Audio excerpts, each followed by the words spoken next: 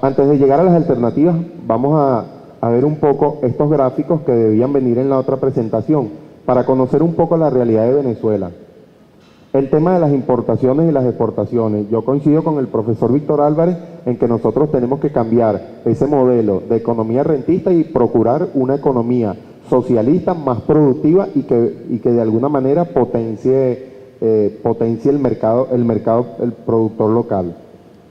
Cifras. Importaciones versus exportaciones. Aquí colocamos una tendencia de los últimos 4 años, del año 2007 al año 2010. En el primer gráfico, lo que está marcado en azul son las exportaciones netas y lo que está en rojo son las importaciones netas. Ahí nosotros hacemos una cuentica de resta y podemos decir que tenemos una balanza comercial positiva.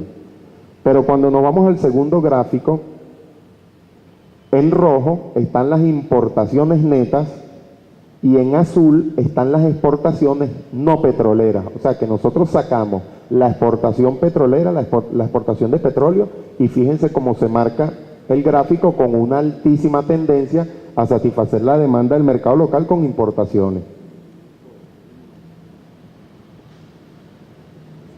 Reservas internacionales, servicio de la deuda y Fonden. Ya Manuel agregaba algunas cifras del servicio de la deuda, pero vamos a hablar de lo que son las reservas internacionales y el manejo del Fonden. El Fonden es un fondo creado precisamente para administrar los excedentes de la renta petrolera en algunos porcentajes. Las reservas internacionales desde el año 2008 hasta este año 2011 han disminuido en creo que un poco más de 16.489 millones de dólares. Ahí comenzamos a manejar un término que es inversión social.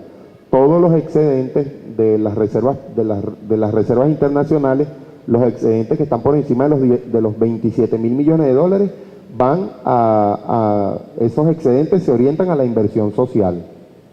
En el tema del Fonden, recientemente se hizo una modificación de la ley del Fonden que permite al Estado de manera directa hacerse de hasta el 95% de los excedentes de la renta petrolera. O sea, se crea un fondo para que el Estado maneje hasta el 95% de los excedentes del petróleo. Tenemos un barril de petróleo presupuestado en 40 y tenemos un promedio del año 2011 cercano a los $100, en $99. Inversión social. Por un lado, vemos esa disminución de 16 mil y tantos millones de dólares para orientar ese recurso a la inversión social, y por otro lado tenemos un fondo que recibe grandes cantidades de recursos. Hay una estimación preliminar que para concluir el año 2011, el Fonden debe haber recibido desde su creación un poco más de 107 mil millones de dólares. Inversión social. Servicio de la deuda contra el presupuesto asignado a los sectores sociales, contra el presupuesto ley. Lo que está en rojo es el servicio de la deuda de los últimos 4 años. En el año 2011 el servicio de la deuda está cercano a los 50.000 millones de bolívares. Comparamos con lo que es educación básica, la barra en amarillo, educación universitaria y salud, y entonces ahí vemos cómo está pesando la deuda pública que impide que nosotros podamos financiar estos sectores sociales estratégicos. Obviamente aquí no están incorporados los créditos adicionales que se han aprobado en este año por vía de la Asamblea Nacional, y tampoco están los aportes que se hacen de manera directa desde PDVSA a las misiones. Ok. En cuanto a las propuestas en lo que respecta a Venezuela, en el corto plazo, es necesaria una reducción del gasto público. Ya el profesor Víctor Álvarez lo decía, yo lo ratifico, es necesario que nosotros hagamos, que el Estado se plantee una reducción del gasto público, comenzar a eliminar gastos suntuarios, etcétera. Como segundo punto, y esta es una propuesta de la Red Venezolana contra la Deuda, una auditoría social de la deuda pública. Ya nosotros no tenemos esas formas de endeudamiento tradicionales impuestas por el capitalismo, que es un préstamo del Banco Mundial, un préstamo del Fondo Monetario Internacional, pero nosotros estamos generando mecanismos distintos de endeudamiento. Y dentro de esos mecanismos distintos de endeudamiento tenemos lo que son los nuevos fondos, el fondo China-Venezuela. El gobierno llama eso un crédito, para nosotros es una deuda, unos préstamos o créditos que ya están por el orden de los 40.000 millones de dólares,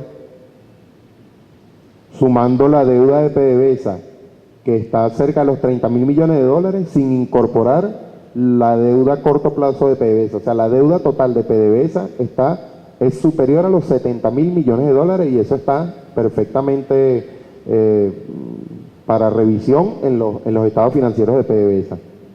Deuda interna del gobierno central sobre los 34.000 millones de dólares, deuda pública externa superior a los 37.000 millones de dólares, deuda con PDVSA 70.000 millones de dólares, ahí está la deuda a corto plazo y la deuda con los trabajadores, proveedores, etcétera. Los préstamos, estos llamados préstamos con China, con Rusia y con Brasil, que ya están en el orden de los 40.000 millones de dólares, y lo que también hablaba Manuel, que es el complemento a la ley de endeudamiento, un nuevo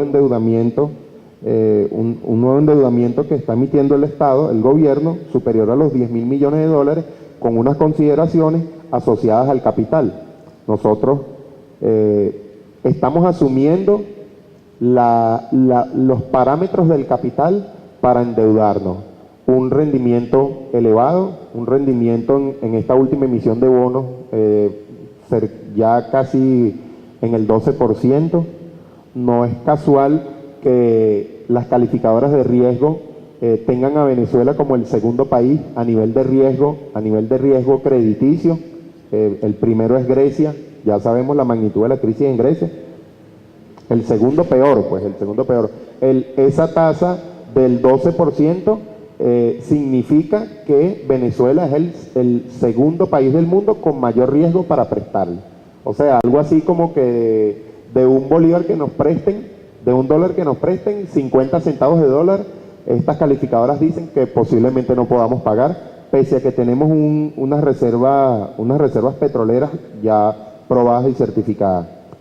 Reducción del gasto público, auditoría social de la deuda. Esto implica una gran movilización por parte de movimientos sociales, movimientos de trabajadores, universidades, para nosotros exigir una auditoría a estos endeudamientos, y una auditoría que pasa inclusive por la revisión de los contratos, por la revisión de los créditos, etcétera.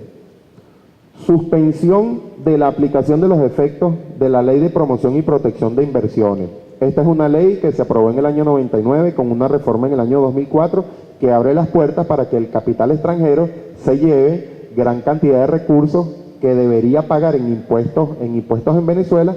Estas empresas transnacionales van y lo pagan en sus países. La Coca-Cola paga el impuesto en los Estados Unidos, etcétera. Las empresas farmacéuticas los pagan en Europa, etcétera.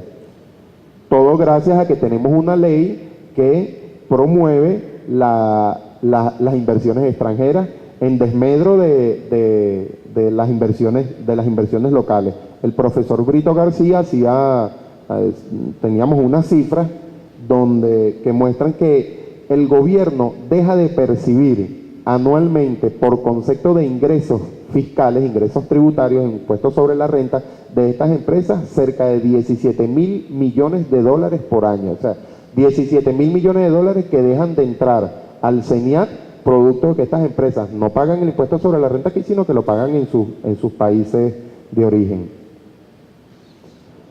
El tema de la gasolina. Es necesario reducir el subsidio de la gasolina, estimular el consumo de otras fuentes alternativas,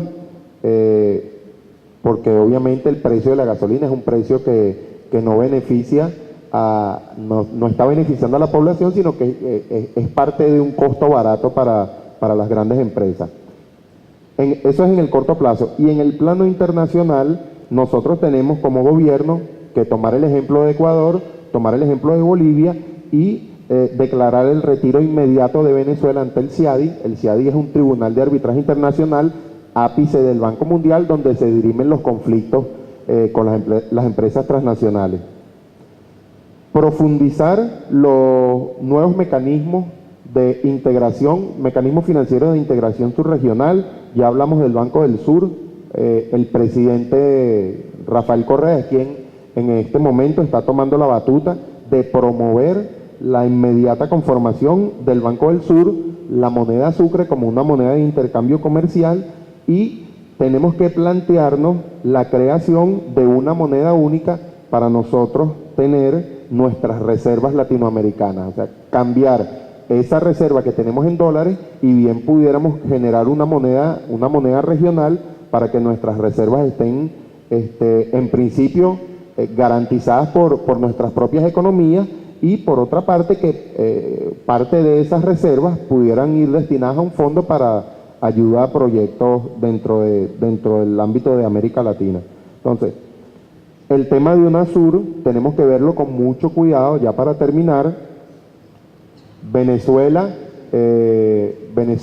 está haciendo votos para ingresar a UNASUR, pero nosotros tenemos que asumir que vamos a luchar en UNASUR con dos países emergentes que son Brasil y Argentina, y que sus economías no están precisamente apuntando al sur. Un último dato: Argentina estima que sus exportaciones en este año 2011 superarán los 100.000 millones de dólares.